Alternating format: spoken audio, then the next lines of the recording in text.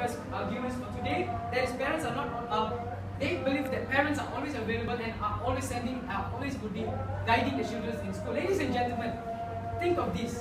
Are parents really at home all the time?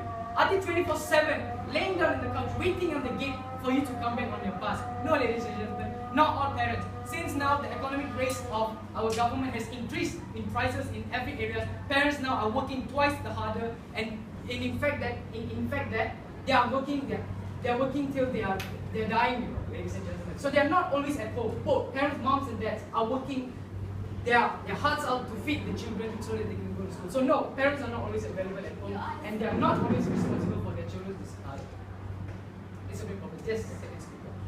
You say that parents are not 24 hours with their parents. That is true, but still, when children are still infants, for sure guardians and parents are by their side to guide them and to raise them up. How can you say that parents and guardians are to be blamed?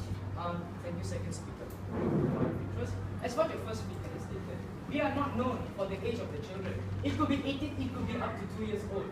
I'm stating here from this perspective is for 13 and above, ladies and gentlemen. Of course you need attention. Yes, I can convince you that parents need children at age below 10 and below 8 needs attention from their parents. Yes, but if after the primary level, if they went to secondary level as our ages all, they are tend to change and be molded by the teachers and friends and society. Do you get the facts? Thank you very much. I'll be moving on to now the arguments. Today, I will move on to the arguments of my debate right now. That is, children usually have the attitude of authority aversion. At this point, ladies and gentlemen, children usually don't listen to their parents. Yes, ladies and gentlemen. If the parents send them to school, that is the guidance level from the parents and distance from them is very close at that point. But what if the children already have entered the school and are now doing the school hours? Parents are not always available in school, ladies and gentlemen. Thus, leaving the children not to follow the parents' orders as they are already rational thinking.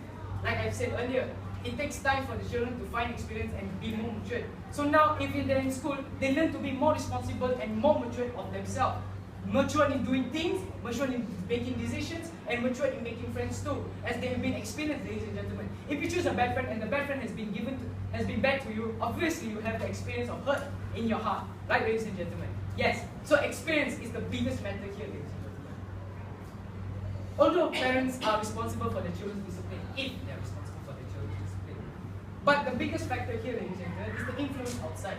No point the parents as discipline their child, as strengthen it, and ask them to be a better person when there's influence outside the community that is making them and molding them to become to have discipline problems in their life. Sorry. Ladies and gentlemen, I'll move on to my final argument as my time's running out. I have to speed up things. Failures can never be avoided as a parent. Yes, ladies and gentlemen, as what the government team has stated each time, parents are their model. Parents are their model. What if the parents don't show the example they needed to show onto their sons and children? That is the biggest factor, ladies and gentlemen. Parents too can make a mistake. Nobody in this world is perfect. Not all parents in the world are perfect. Every parents are perfect at their own ability, but not all, ladies and gentlemen. Like that, ladies and gentlemen, we do not expect parents to be as great as a good example for the children's discipline problems, ladies and gentlemen. And with that, ladies and gentlemen, before I step down and pass it on to the charming third speaker of the government team, let me reaffirm our arguments for today's debate, ladies and gentlemen. That is, first, for my first speaker, children should develop their own individual responsibility earlier stage. Second, children usually have the attitude of authority aversion. And last but not least, failures can never be avoided by parents. With that, ladies and gentlemen, I am honored to stand to oppose. Thank you.